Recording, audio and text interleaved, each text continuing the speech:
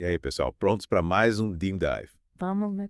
Hoje a gente vai mergulhar de cabeça na economia brasileira. É isso aí. A gente recebeu um material super interessante sobre o salário mínimo e a situação das estatais. Aham. E a nossa missão hoje é desvendar o que está rolando. É desvendar essa teia, né? Exatamente. E, para nos ajudar nessa missão, temos aqui o Expert Speaker, nosso especialista em economia brasileira.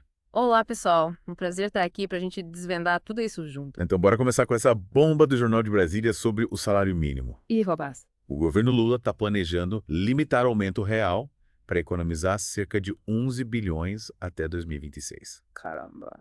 A proposta é um aumento real de 2,9% em 2025 e 2% em 2026. Certo. Bem abaixo dos 2,9% e 13,2% que estão previstos na lei atual. Ah. Expert Speaker, o que isso significa na prática? E quais as possíveis consequências? Bom, essa diferença que parece pequena, né? É. No aumento real, ela impacta milhões de brasileiros que dependem do salário mínimo. É verdade? A ideia do governo é aliviar as contas públicas, Uhum. já que mais de 25% das despesas estão ligadas ao salário mínimo, Nossa. incluindo aposentadorias e benefícios assistenciais. Entendi. Mas essa decisão não é um pouco arriscada politicamente. Sem dúvida. Afinal, o PT sempre defendeu a valorização do salário mínimo, né? Sim. E a gente está falando de mexer no bolso de milhões de brasileiros, É. principalmente em ano eleitoral. Pois é, o risco político é alto. Mexer na renda da população, principalmente a mais vulnerável, pode gerar muita insatisfação. É verdade. O governo argumenta, né, Hum. que a medida é necessária para garantir a saúde fiscal do país. Hum. Mas críticos apontam o impacto negativo na vida de milhões de pessoas que dependem do salário mínimo e de programas sociais. Um verdadeiro cabo de guerra É, entre a necessidade de controlar as contas públicas e a garantia do bem-estar da população, né? com certeza. Principalmente a mais vulnerável. Mas, mudando de assunto, o Defeto Online trouxe uma reportagem preocupante sobre o déficit das estatais no governo Lula, que já chega a 7,2 bilhões até agosto desse ano. Nossa, A estimativa é de um rombo de 3,7 bilhões até o fim do ano, caramba. o maior desde 2009. É. Expert Speaker, o que explica esse déficit crescente? Bom, o governo argumenta que o déficit se deve a investimentos de longo prazo em setores estratégicos para o país. A ideia é usar as estatais como motor do crescimento econômico, apostando em projetos que trarão retorno no futuro. Mas essa estratégia não parece estar dando muito certo, né? Afinal, a gente está falando do maior déficit em mais de uma década. É verdade. Os resultados até agora não são animadores. E essa situação contrasta com o período do governo Bolsonaro, que registrou superávit nas estatais. Economistas como Alex Agostini, da Austin Readings, alertam para o impacto do déficit nas contas públicas Certo. e questionam a eficácia dos investimentos, né? Levantando o debate sobre se esses investimentos realmente gerarão o retorno esperado a longo prazo. Hum. E o que o governo diz sobre essas críticas? A justificativa do governo é que os números não devem ser analisados isoladamente. Eles argumentam que os recursos de anos anteriores, né, e as receitas das empresas não entram na conta, e que é preciso considerar o longo prazo para avaliar o impacto dos investimentos. Ou seja, o governo aposta que esses investimentos, apesar do alto custo inicial, vão gerar retorno suficiente para compensar o déficit atual Isso. e impulsionar o crescimento da economia. Mas, Expert Speaker, essa Yeah. aposta não é arriscada. Sim, o risco existe. Afinal, a gente está falando de um cenário econômico global instável, né? Com inflação em alta e diversos fatores que podem impactar o desempenho das estatais. Além disso, o aumento de gastos com pessoal e programas assistenciais, somado à despesa com custeio, pode comprometer a capacidade de investimento das estatais e agravar o problema. Interessante. Então, temos aqui um governo que aposta em investimentos de longo prazo para impulsionar a economia. Mas que enfrenta o desafio de controlar as contas públicas no presente, né? E essa equação complexa se reflete nas decisões sobre o salário mínimo e o futuro das estatais. O que me parece é que o governo está numa corda bamba, tentando equilibrar objetivos sociais com a sustentabilidade financeira do país. Exatamente. As decisões do governo em relação ao salário mínimo e às estatais, elas estão interligadas a um contexto macroeconômico complexo, né? Sim. Com a inflação e a crise batendo na porta. A situação exige cautela, planejamento estratégico e principalmente transparência, para que a sociedade possa acompanhar e avaliar os resultados dessas políticas. É verdade. E para você que está acompanhando a gente nesse mergulho profundo, fica a pergunta. É isso aí. Considerando esse cenário desafiador, quais as melhores estratégias para garantir o equilíbrio das contas públicas, sem comprometer o bem-estar social da população? Reflita sobre isso, enquanto a gente se prepara para a próxima parte do nosso mergulho, Nossa. onde vamos analisar mais a fundo o impacto dessas medidas na vida dos brasileiros. É realmente um desafio bem complexo, né? Para a gente entender melhor essas implicações, a gente precisa ir além dos números e analisar o impacto na vida real dos brasileiros. Exatamente. A gente falou sobre o déficit das estatais, as contas públicas, mas o que isso significa para a população na prática? Boa pergunta. O desempenho financeiro das estatais afeta diretamente a qualidade dos serviços prestados à população.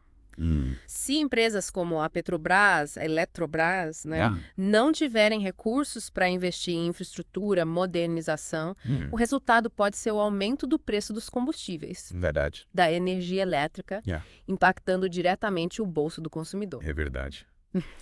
E não podemos esquecer dos serviços de transporte público, como trens e metrôs, que também podem ser afetados. Com certeza. A falta de investimento pode levar à precarização dos serviços, né? Com trens mais lotados, atrasos, até problema de segurança. Nossa. Prejudicando a qualidade de vida, principalmente de quem depende do transporte público. E tem mais. Se as estatais não estão gerando lucro, isso significa menos dinheiro para o governo investir em áreas essenciais como saúde, educação e segurança. Exato, é um efeito cascata, né? Que pode prejudicar o desenvolvimento do país como um todo. Por isso que a saúde financeira das estatais é crucial para garantir investimentos sociais e o bem-estar da população.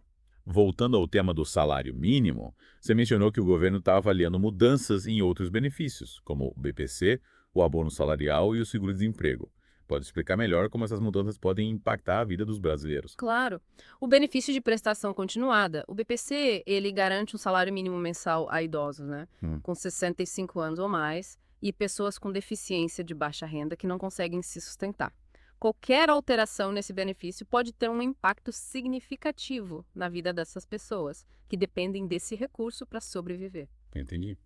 E o abono salarial? Como ele se encaixa nesse cenário? O abono salarial é um benefício anual, né? Pago aos trabalhadores que recebem até 2 salários mínimos. Ele corresponde a, no máximo, o salário mínimo, dependendo do tempo trabalhado durante o ano. Se o governo decidir fazer mudanças nesse programa, milhões de trabalhadores que contam com esse recurso extra, né, a complementar a renda, podem ser impactados. E o seguro-desemprego? Qual a importância dele nesse contexto? O seguro-desemprego é fundamental para garantir uma renda mínima aos trabalhadores que foram demitidos sem justa causa, ajudando-os a se reequilibrar financeiramente enquanto buscam um novo emprego. Mudanças nesse benefício podem ter um impacto significativo, né? Especialmente em um momento de incerteza econômica, dificultando ainda mais a vida de quem está desempregado e buscando recolocação no mercado de trabalho. Realmente as decisões do governo em relação a esses benefícios impactam a vida de, sei lá, milhões de brasileiros, né?